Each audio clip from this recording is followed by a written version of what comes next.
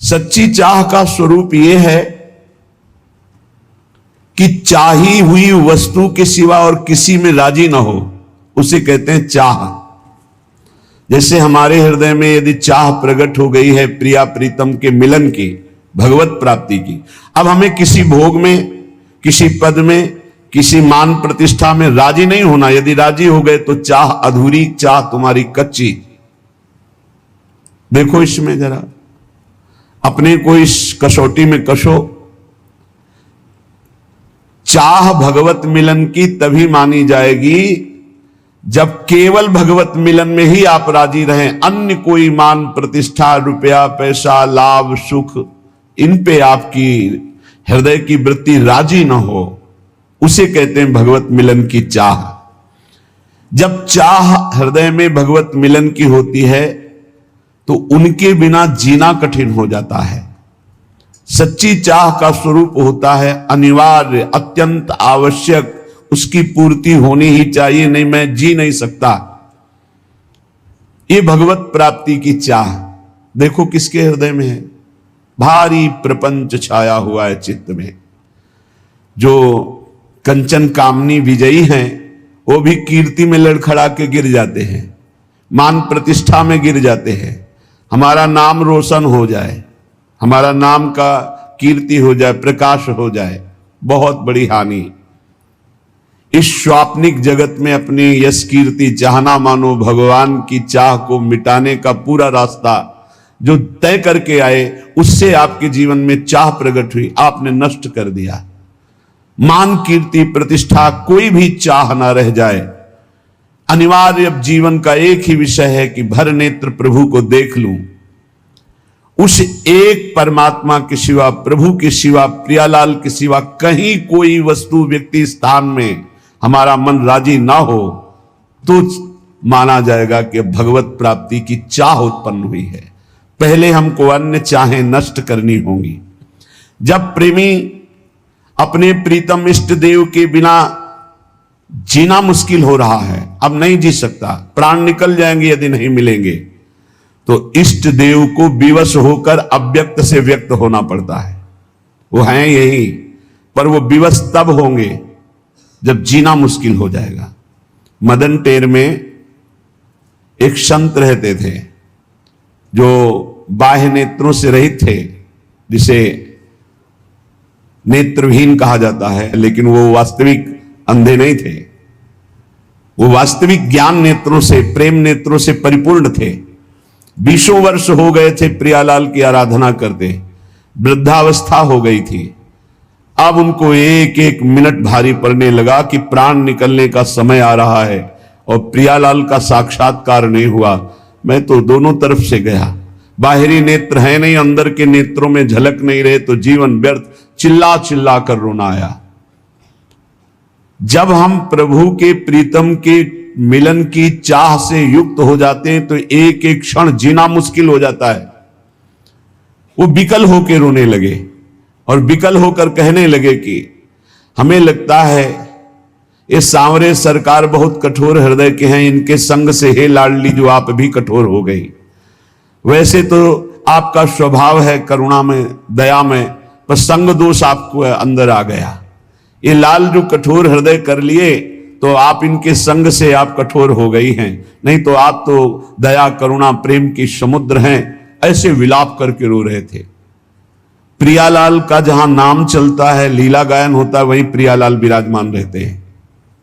नाम बाणी जहां श्याम श्यामा तहां, नाम बाणी सुनत श्याम श्यामा सुबस, नाम बाणी निकट श्याम श्यामा प्रगट। विश्वास करो, जब आप नाम जप कर रहे हो तो प्रभु आपके पास हैं।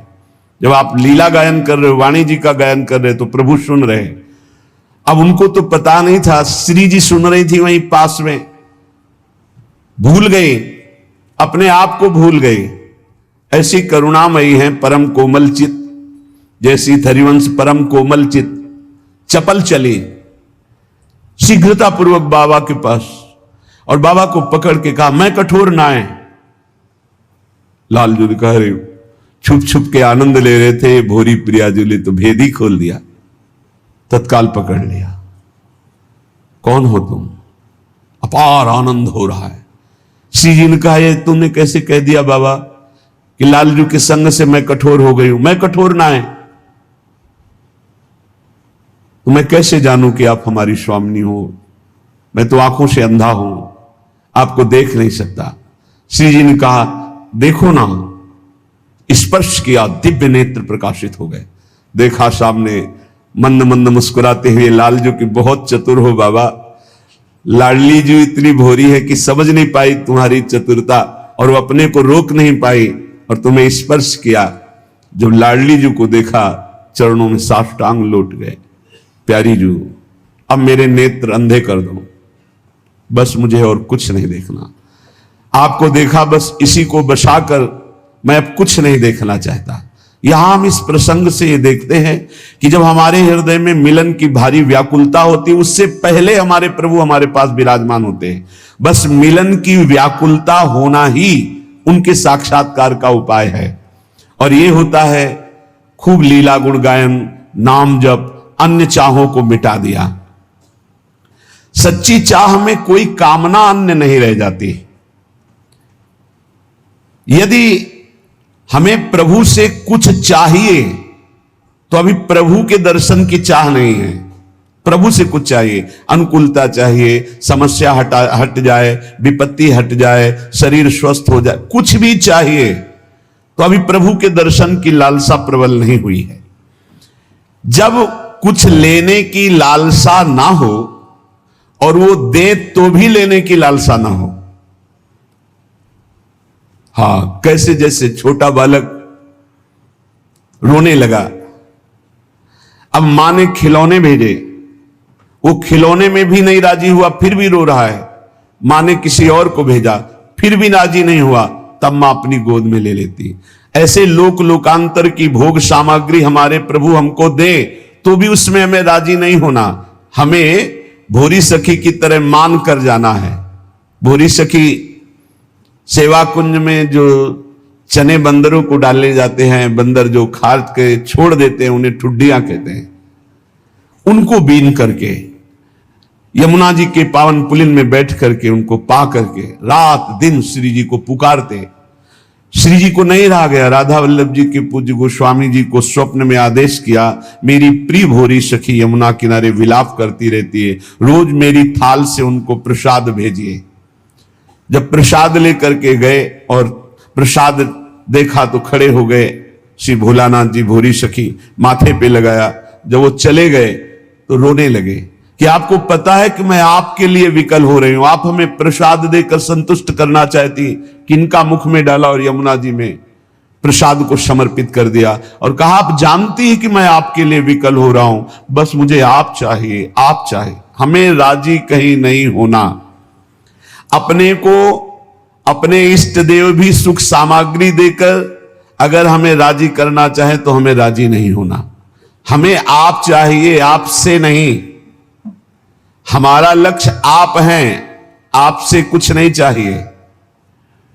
उपासना करने वाले को जो ऐसी भावना वाला होता है उसको बहुत जल्दी भगवत साक्षात्कार मिलता है।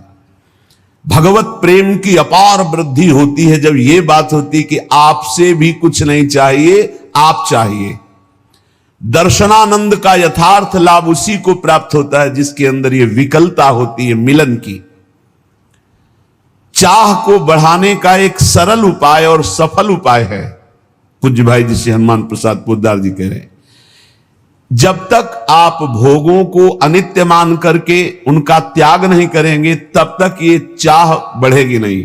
तत्काल सत्संग से प्रकट भी होगी तो दब जाएगी, वो प्रकाश नहीं कर पाएगी। चाह तो कहीं ना कहीं चिंगारी रूप में है ही, तभी तो आप रात्रि में चैन से सोते नहीं हैं, सत्संग के लिए भागते हैं। चाहे पानी गिरे, चाहे सर्दी हो, चाहे भीषण गर्मी हो, हर परिस्थिति में तो ये चाह ही तो आपको सत्संग में ला रही है, ये चाह ही तो आपसे नाम जपवा रही है, ये चाह ही तो संसार के भोग रागों का त्याग कर रही है। पर अभी हमारी कहीं ना कहीं चाह में मिलावट है, अपने शरीर सुख की, अपनी इंद्रिय सुख की। जब हम संसार के समस्त भोगों को दुखदायक समझकर, नाशवान समझकर सारी इच्छाएं छोड़ देते हैं और कोई परलोक की कामना नहीं रखते। स्वर्ग जाएंगे, अप्सराएं मिलेंगी, अमुक अमुक अमुक ऐसा, इन भोगों का भी त्याग। और निरंतर नाम जप और भगवत लीला गायन, ये दो बातें जीवन में बहुत जोर की बैठ जाए। सेवक शरण सदा रहा, अनत नहीं विश्राम, बहुत जोर की बात है। कै बाणी हरिवंश की और कै हरिवंश नाम, समिट जाओ, दो जगह समिट जाओ। या तो वाणी चल रही, पद गुनगुना रहे हैं, और या नाम जप चल रहा है। और संसार के समस्त भोगों को अनित्य जानकर उनकी तरफ से उदास हो जाओ। नहीं भोगना, नहीं सुख है, चाहे जितना आप संसार के भोगों को एकत्रित कर लो, भोग लो, परिणाम में दुख, अशांति, चिंता, शोक, भय यही बना रहेगा।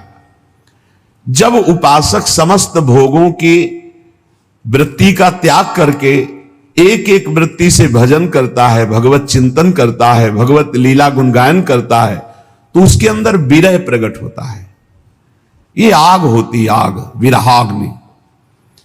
ये भगवत विरह एक ऐसी दुर्लभ स्थिति है जो किसी किसी महान सौभाग्यशाली को प्राप्त होती है। ये सबको प्राप्त नहीं होती है, सबको हो सकती है, पर इस कोटि का त्याग कोई नहीं कर पाता। बहुत आश्चर्य होता है। जिन भोगों के लिए बड़े बड़े वैरागी डरते रहते हैं कि कहीं हमें पतित न कर दे, सत्संग और नाम जप का प्रभाव ऐसा कि हमने कई ऐसे गृहस्थ परिवार देखे हैं अपने संपर्क में हैं, शिष्य जन हैं, और आजीवन ब्रह्मचर्य का नियम लिए हैं। सब परिवार सुख भोगों का त्याग करके बलिहारी है उनके ऊपर अपार कृपा, पर अभी कहीं किसी राग में टिके हुए हैं जिससे विकलता नहीं आ रही। कोई न कोई आंतरिक राग है, उसको छोड़ दो तो विकलता आ जाए। कह रहे हैं ये परम सौभाग्यशाली किन्हीं उपासकों में विरह प्रकट होता है। विरह स्थिति, बिना विरह के संयोग सुख का अनुभव नहीं होता। जो लोग ये समझते हैं कि इस प्रेम मार्ग में विरह नहीं, तो आप भोरी सखी के पद पढ़ के देखो कैसा विरह है। विधि निषेध की परवाह नहीं शास्त्र की। प्रेमी का बस एक ही स्वभाव बन जाता है, उनकी याद करके रोना। वृंदावन धाम है, यहां की यही रीति है। समस्त गोपीजन एक साथ बैठ जाती, भगवत चर्चा करती है और चीख चिल्ला चिल्ला के रोती। कभी संयोग का अनुभव होता है श्री कृष्ण के, कभी वियोग का अनुभव होता है। पल पल में नवीन नवीन प्रेम का आनंद उत्पन्न। यही दशा देख करके तो उद्धव जैसे ज्ञानी वो धूल धूसरित हो गया ज्ञान कि अभी हमको वो श्री कृष्ण का प्रेम प्राप्त नहीं हुआ जो इन महाभाग्यशाली गोपियों को प्राप्त है। ये विरह वेदना जब हृदय में प्रकट होती है, ये सारे कर्म संस्कारों को जलाकर राख कर देती है। जो भोग वासना के बीज जन्म जन्मांतर से पड़े हुए हैं सब भस्म हो जाते हैं इस विरहाग्नि में। प्रीतम की स्मृति में अपार सुख और दुख दोनों का अनुभव होता है।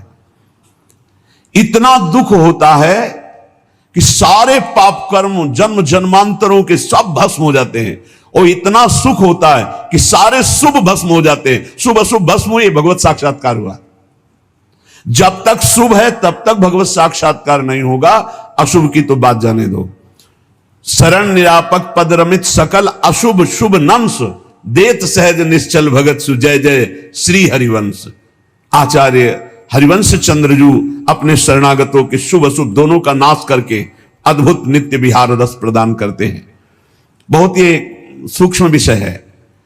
इतना भगवत मिलन के लिए रोना और विरह दुख आया, सारे अशुभ नष्ट हो गए।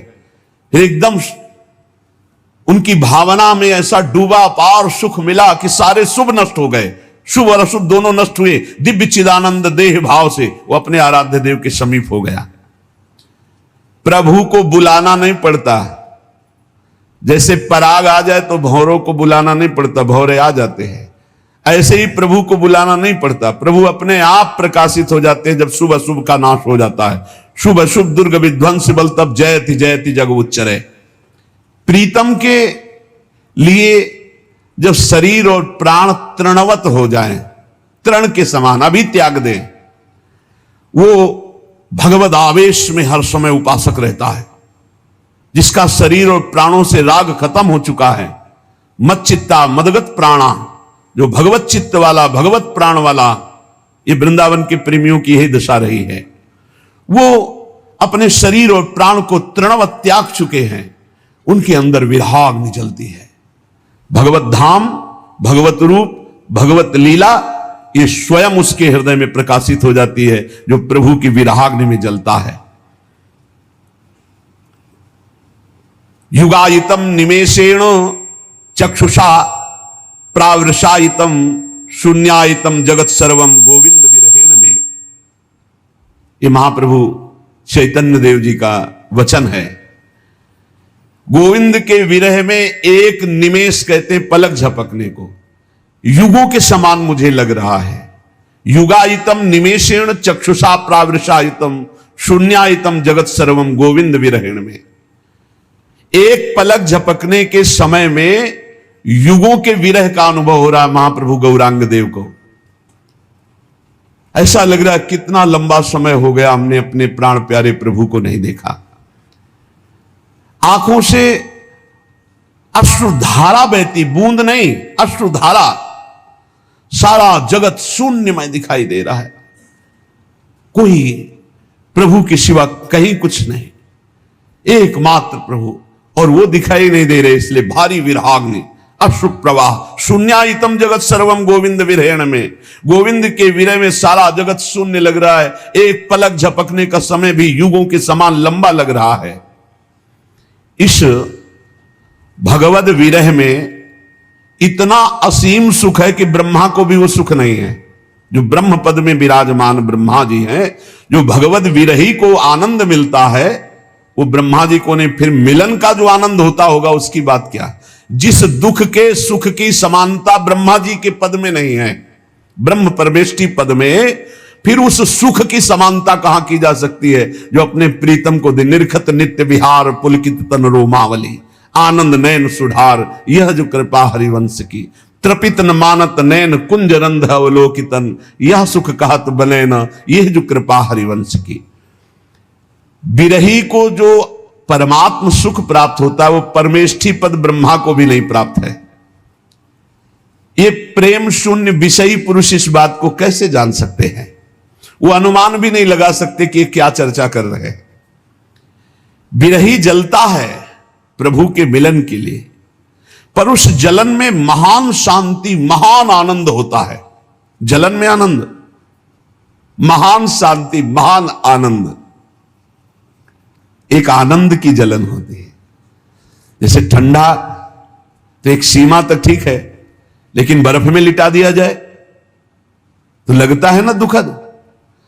तो आनंद सहने की हमारे हृदय में एक क्षमता है। वो आनंद का सिंधु उमड़ पड़े तो मीरा जी बोल पड़ी, जो मैं ऐसा जानती प्रीत किए दुख होए। आनंद की अधिकता में बोल रही हैं, तो नगर ढिंढोरा पीटती है जी प्रीत न करियो कोई। आप चलिए फिर इस मार्ग में आगे खुद अनुभव होगा। इस जलन को वो मिटाना नहीं चाहता, वो बढ़ाना चाहता है प्रेमी। मिलन की भारी उत्कंठा और विरह अश्रुओं से कपोल भींगे हुए मिलन की भारी उत्कंठा बलिहारी है ऐसे उस उपासक को जिसकी ये स्थिति है। हा प्राणनाथ, हा प्रीतम, हा युगल सरकार, इस तरह वो एकांत में कराह करके रो रहा है। ओहो कितना स्वादिष्ट है ये कराह शब्द। आर्त भाव से, वो तो जो जीवन में कभी ऐसा कुछ मिनट के लिए अवसर आया वही एक कराह शब्द को जानते हैं। पीड़ा में तो सब कराह रहे हैं, अपने मन के प्रतिकूल परिस्थिति में सब रो रहे हैं, लेकिन प्रभु के लिए कराह, हा किशोरी जो, हा लाडली जो, अब जिया नहीं जा रहा, ये बलिहारी है। ऐसे उपासक से वायु स्पर्श करके अन्य शरीरों को छू जाए तो निष्पाप कर दे, ऐसे महान पवित्र होते हैं।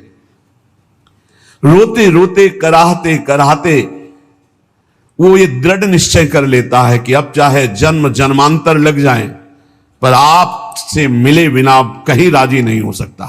ये दृढ़ निश्चय मैं तुम्हारे विरह में हर जन्म लूंगा, हर जन्म में भर भर कर रो रो करके मैं आपको पुकारूंगा, हृदय भर करके रो करके पुकारूंगा। तुम्हारे वियोग की आग में जलता रहूंगा, पर किसी भी विषय या किसी भी व्यक्ति से मैं कभी संतुष्ट नहीं होऊंगा। बना रहे हमेशा यह विरह दुख दीवाना, मैं जानता हूं इसमें कितना आनंद मुझे है। ये विरह कभी मिटे ना, मैं आपके लिए सदैव तड़पता रहूं, इस तड़पन में कितना आनंद है मेरा हृदय जानता है। भगवत प्रेम का पागल वो विरही अपने प्रीतम के सिवा किसी से कोई परिचय नहीं रखना चाहता, जानता ही नहीं, और परिचय को कोई आ जाए तो पहचानता नहीं। वो अपने को सदा सदा के लिए आराध्य देव को बेच देता है। अब मेरे तो गिरधर गोपाल दूसरो न कोई, दूसरो न कोई। जब ब्याह होकर के मीरा जी का प्रथम रात्रि मिलन का समय लोकवत, उन्होंने राणा जी से यही कहा कि आप स्पष्ट मेरी बात समझ लीजिए, मेरा ब्याह हो चुका है, बचपन में ही मेरा ब्याह गिरधर के साथ हो गया है, और यह शरीर गिरधर की अमानत है, आप इसे कभी स्पर्श मत करना। बहुत विवेकी थे, बहुत सौभाग्यशाली थे जिनको मीरा जी के बाह्य प्रगट पति बनने का सौभाग्य मिला। हाथ जोड़कर चरणों में प्रणाम करके खड़े हो गए और कहा, आज मैं ये वचन देता हूं कि एकांत में तुम हमारी गुरु होगी और हम तुम्हारे शिष्य, हमारा गुरु शिष्य का बर्ताव होगा, और व्यवहार में आप पत्नी का व्यवहार करेंगी जिससे आपको अनुकूलता परिवार से मिलती रहे। उनका ऐसा ही होगा। एकांत में वो सदैव गुरु की भांति मीरा जी की आराधना करते थे। प्रेमी किसी को अपना मानता नहीं, और जो अपने होते उनको पहचानता नहीं। केवल मेरे तो गिरधर गोपाल दूसरो न कोई, जाके सिर मोर मुकुट मेरो पति सोई, मेरे तो गिरधर गोपाल दूसरो न कोई। उनके चरणों में बिक जाता है। देखो कहां बिके हैं अपने लोग, रुपया में राजी, परिवार में राजी, भोगों में राजी, नाना प्रकार के शरीर आराम सुख व्यवस्था में राजी। वियोग की ज्वाला में जलता हुआ उपासक इस निष्ठा को प्राप्त हो जाता है। आश्लिष्य वापादरताम पिनष्टुमा, मदर्शनान मर्महताम करोतु वा, यथा तथा वा विदधातु लंपटो, मत प्राणनाथस्तु सएव नापरः। वो चाहे मुझे अपने निज जान करके गले लगा ले, या वो मुझे पैरों से मारकर चरण मारकर ठुकरा दे, तो चल मेरे योग्य नहीं। आश्लिष्य वा पादरताम पिनष्टुमा, ये मेरी विरहाग्नि में जलने वाली निज जन है ऐसा जानकर गले लगा ले, या चरण मार के ठुकरा दे, तू मेरे योग्य नहीं। पादरताम पिनष्टुमा मदर्शनान मर्महताम करोतु वा, कभी मुझे दर्शन न दे। उनकी विरहाग्नि से मेरे मर्म स्थान जलते रहें, परंतु यथा तथा वा विदधातु लंपटो, मत प्राणनाथस्तु सएव नापरा, पर मेरे प्राणनाथ आप ही रहोगे, दूसरा नहीं। चाहे मुझे लात मार के ठुकरा दो, या अपना जानकर गले लगा लो, या कभी दर्शन न दो, मेरे मर्म स्थानों को विरहाग्नि जलाती रहे, पर मैं आपको ही अपना प्राणनाथ मानूंगा। माना है, मानते रहेंगे। आप जैसा चाहो वैसा व्यवहार करो, ऐसी निष्ठा आ जाती है उपासक के हृदय में। आपको यदि कभी भी ऐसा स्वाद मिला है तो आपका हृदय बहुत पवित्र हो रहा है। क्या स्वाद? एकांत में बैठकर प्रभु की याद में रोना आया है। एकांत में, सभा में तो कभी कभी सात्विक भाव सभा में प्रकट होते हैं तो दो चार बूंद अश्रु निकल जाते हैं, लेकिन इनका कोई खास महत्व नहीं। महत्व है एकांत में आपको कोई देख नहीं रहा और फिर आप अपने प्रभु की याद में रो रहे हैं, वास्तविक हृदय से रो रहे, कोई देख नहीं रहा, पर्दा लगा हुआ, शांत आप एकांत में, वो बहुत महिमाशाली बात है। रोने में प्रभु की प्राप्ति का एक ही उपाय है, सच्ची मानिएगा, सब साधनों का फल है एकांत में बैठकर रोना आ जाना। ऐसे कोई उपाय नहीं दिखाई दे रहा, कैसे आपसे मिल पाऊं, और आपके मिले बिना आप चैन नहीं है। दर्श बिन दुख न लागे नैन, अब नहीं। वो जो रोने में आनंद है, वो आनंद और किसी स्थिति में नहीं। प्रभु के लिए रोना, रोते रहिए, प्रेम आंसुओं से सींच सींच कर नाम पुकारते रहिए, राधा हा किशोरी जू, हा लाडले प्राण वल्लभ लाल जू, हा प्रिया प्रीतम, ऐसे पुकारते रहिए। देखिएगा ये विरह बेल सारे तन में फैल जाएगी, और इसकी जड़ इतनी मजबूत होती है कि कोई उखाड़ नहीं सकता। काम क्रोध लोभ मोह मद मत्सर, ये प्रेम की बेल को उखाड़ नहीं सकते, इसकी जड़ बड़ी मजबूत होती है। मेरे नैना बिरह की बेली बई, सींचत नीर नैन को सजनी, ये मूल पाताल गई। मेरे नैना बिरह की बेली बई, ये इतनी जड़ पाताल में चढ़ी गई कि कोई उखाड़ नहीं सकता इस प्रेम बेली को। और ये बेली बहुत जला रही है, प्रीतम के मिलन के लिए बहुत ही विरह बढ़ रहा है। ये बिगसत लता सुभाए आपने, छाया सघन भई, अब कैसे निर्वारों सजनी, ये सब तन पसरी गई। मेरे नैना बिरह की बेली बई, ऐसी विरहाग्नि कि नेत्र रूप देखते हैं तो तन में विरहाग्नि, और तन तन से लगा है तो नेत्रों में विरहाग्नि। कभी चैन ही नहीं, प्रेमी को कभी पूर्णता ही नहीं अनुभव होती। ये सच है कि ऐसा विरह सच्चे उपासकों में जागृत होता है, जो रात दिन ईमानदारी से सच्चाई से भजन, ये व्यवहार, ये प्रपंच, एक दूसरे का तर्क, ये सब बहुत कूड़ा करकट है। प्रेमी को कब फुर्सत है दूसरे की देखने की, दूसरे की बात करने की, दूसरे विषय की, उसकी गुंजाइश ही नहीं है। वो नित्य मिलन में नित्य विरह देखता है, और नित्य विरह में नित्य मिलन देखता है। विरही बात करके बात कर, कब मिलोगे, और सामने उसको दिखाई दे रहे। ये बड़ा प्रेम का विलक्षण स्वरूप है, ये अनुभव में ही आता है। अनिर्वचनीयम प्रेम स्वरूपम, ये वर्णन करने में नहीं आता कि सूक्ष्म तरम, बड़ा सूक्ष्म है।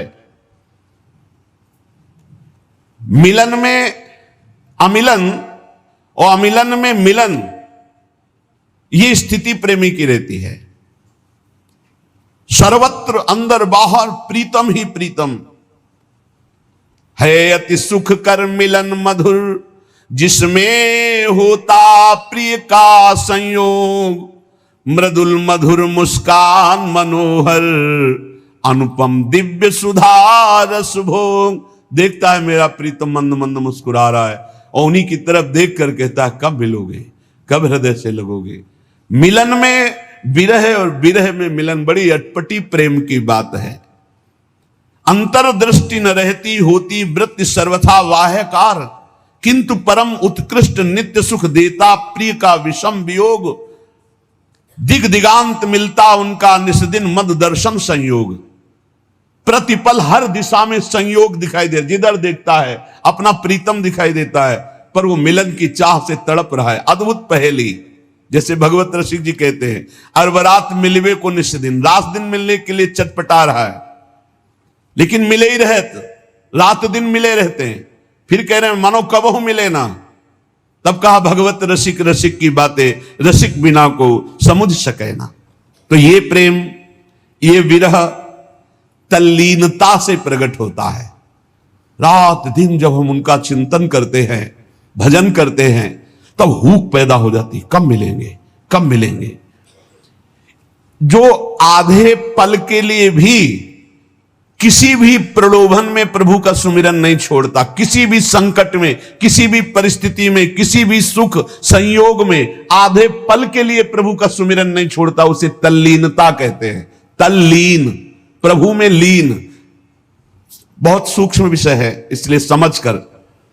भारी से भारी सुख संयोग के समय में भी आधे पल के लिए प्रभु को नहीं भूला, भारी से भारी दुख विपत्ति में भी आधे पल के लिए प्रभु को नहीं भूला, भारी से भारी प्रलोभन में प्रभु को नहीं भूला, भारी से भारी भय की स्थिति में भी प्रभु को नहीं भूला आधे पल के लिए, उसे कहते हैं तल्लीन। ये प्रेम विरह तल्लीन हृदय में प्रकट होता है, हर समय जो चिंतन में डूबा हुआ है।